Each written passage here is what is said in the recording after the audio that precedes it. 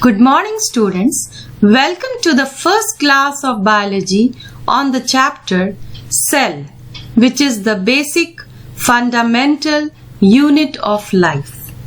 So you all know that cells are microscopic in structure and they cannot be seen with the naked eye. So they are generally studied with the help of instruments what we call as the microscopes. So let us study about the cell.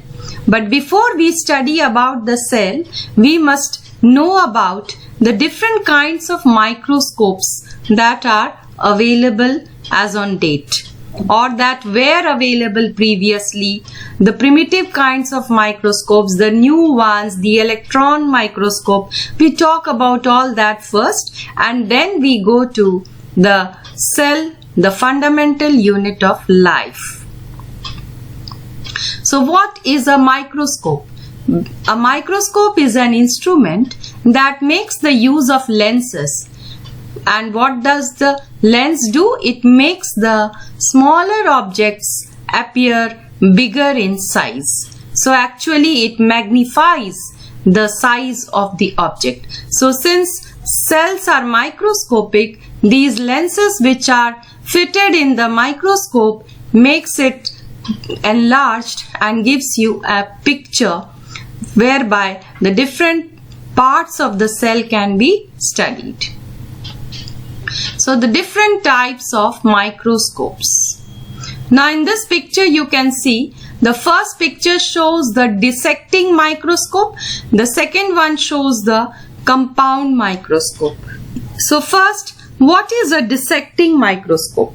It is an optical instrument designed for low magnification and observation of a sample, typically using light reflected from the surface of the object rather than transmitting light through the object. It is used to view three-dimensional objects and larger specimens with a maximum magnification of 100x. Next, we talk about the compound microscope. A compound microscope is the one in which the magnification takes place in two stages. It consists of two lens units. The first called the objective, which produces a primary magnified image, and the second lens unit called the eyepiece or the ocular piece, which magnifies the first image. Such microscopes employing two lenses as units in working position at one time are called as compound microscopes. So let us see the picture. This is the way it looks. Now this is the picture of an electron microscope. It is a very large instrument, as you can see in this picture, that helps us in observing the subcellular structures which cannot be seen with the simple microscopes or the light microscope.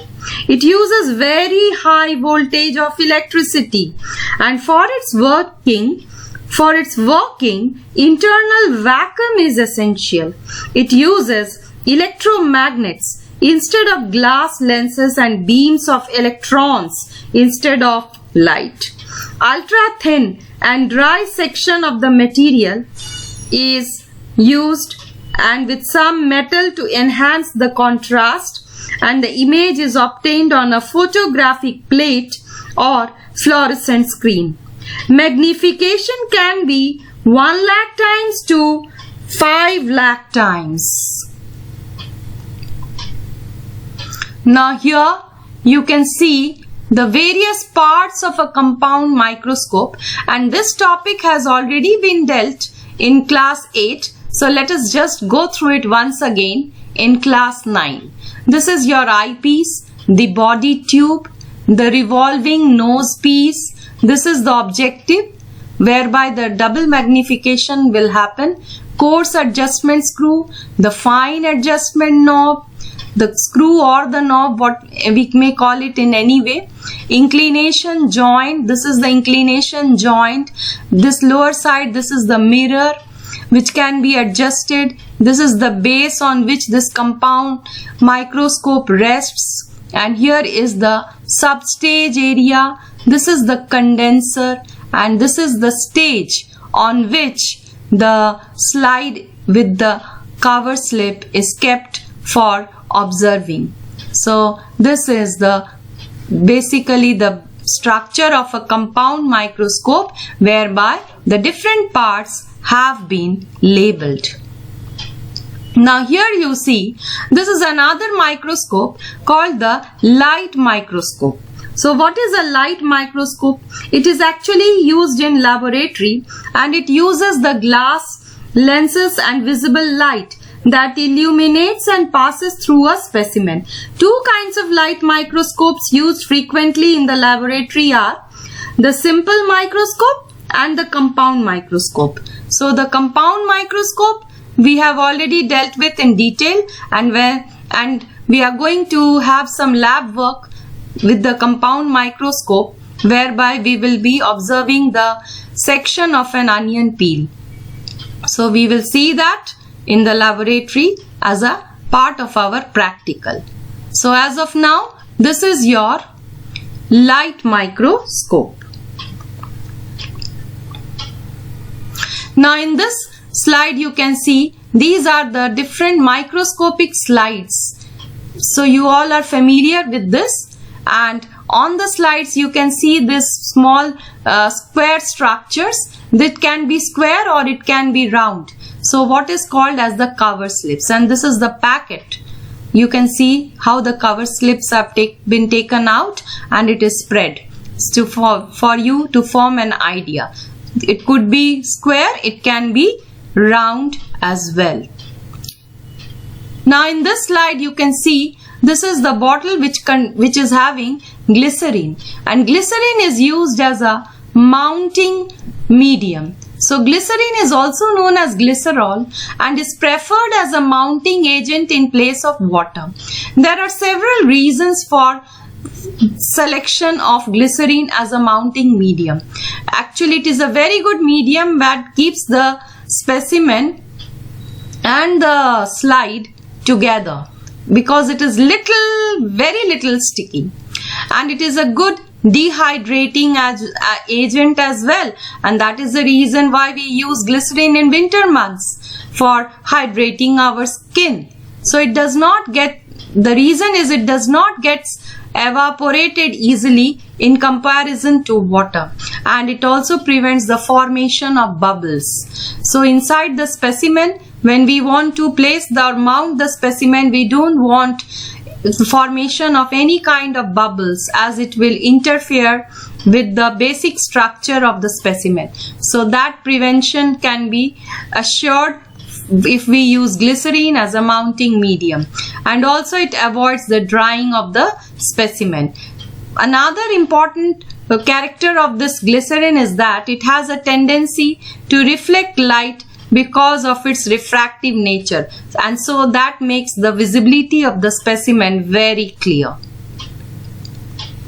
So when we prepare a specimen, we usually use some kind of a stain to color the specimen so that the visibility is good. So for making temporary slides, stains such as methylene blue, iodine, safranine, all these kind of stains are used. And since most biological structures are transparent, we need to distinguish them clearly between the parts. Then only if we put it under the microscope, we will be able to observe it properly. So this is possible only if we use some kind of mean by which the contrast between the different structures can be created. And how this contrast can be created? It can only be created by the use of different kinds of stains. So here is a list of the different kinds of stains which is used in the subject of biology or in the biological laboratory for the staining of different kinds of structures. So just to form an idea, the methylene blue, it is used to stain the bacteria or the blood specimens. So it stains acidic cell parts like your nucleus.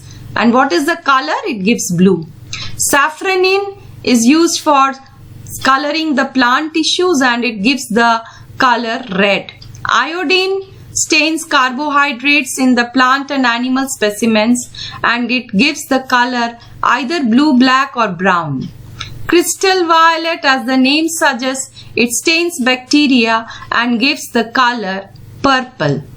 Then eosin, you must have heard of this name. It stains alkaline cell parts like your cytoplasm. And what is the color it gives? It gives pink color. Toluidine is blue. It stains acidic cell parts like your nucleus and it gives the dark blue color.